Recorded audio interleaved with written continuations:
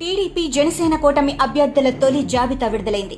ఆయా పార్టీల అధ్యక్షులు నారా చంద్రబాబు నాయుడు, పవన్ కళ్యాణ్ అమరావతిలో ఒకే వేదిక మీద నుంచి ఎన్నికల బరిలో దిగనున్న ఆయా పార్టీల అభ్యర్థుల పేర్లను ప్రకటించారు. అయితే అందులో గుడివాడ ఎమ్మెల్యే టీడీపీ అభ్యర్థిగా వెనిగండ్ల రాము పేరును ప్రకటించారు. దీంతో గుడివాడ రాజకీయం రసవత్తరంగా మారింది. గుడివాడ టీడీపీ ఇన్ఛార్జిగా వెనిగండ్ల రాము పేరును గతంలోనే ప్రకటించినా ఆయన్ని మారుస్తారంటూ ఓ ప్రచారమైతే అడపాదడపా జరిగినా చివరకు రాముకే ఎమ్మెల్యే టికెట్ ఖరారు చేయడంతో స్థానిక సైకిల్ పార్టీ శ్రేణులు సంబరాలు చేసుకుంటున్నాయి. ఇక టీడీపీకి గుడివాడ కంచుకోట అన్న సంగతి అందరికీ తెలిసిందే.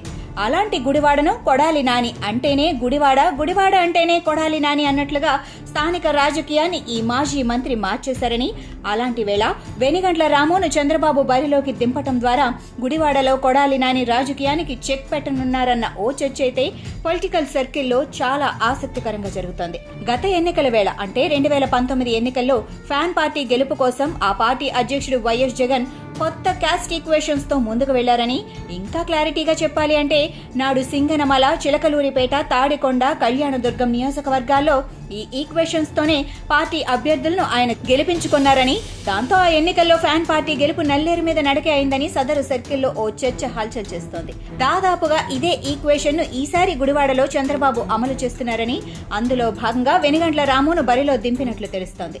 ఎందుకు అంటే కొడాలి నాని వరుసగా 4 సార్లు ఎమ్మెల్యేగా ఎన్నికయ్యారు. తొలుత టీడీపీ టికెట్ పై ఆయన రాజకీయ రంగప్రవేశం చేసిన ఆ తర్వాత 2012లో ఆయన ఫ్యాన్ పార్టీలోకి జంపు కొట్టి ఎమ్మెల్యే టికెట్ ఇచ్చి అసెంబ్లీకి పంపిన టీడీపీ అధినేత చంద్రబాబుపై నిప్పులు చెరిగారు. ఇక జగన్ పార్టీ అధికారంలోకి రావడంతో ఆయన కేబినెట్ లో పౌర సరఫరాల శాఖ మంత్రిగా కొడాలి నాని బాధ్యతలు చేపట్టిన తర్వాత అదే చంద్రబాబు, నారా లోకేష్, పవన్ కళ్యాణ్ పై బండబూతులతో విరుచుకుపడిపోయేవారు. దీంతో బూత్ సరఫరా శాఖ మంత్రిగా ఆయన అపఖ్యాతిని మూట కట్టుకున్నారు. అయితే వరుసగా 5వ సారి కూడా గుడివాడ నుంచి గెలిచేందుకు కొడాలి నాని తనదైన శైలిలో ముందుకు వెళ్తున్నారు. అలాంటి వేళ ఈ ఎన్నికల్లో కొడాలి నానికి వెనిగండ్ల రాము సరైన ప్రత్యర్థి అన్న ఓ ప్రచారం సైతం సాగుతోంది.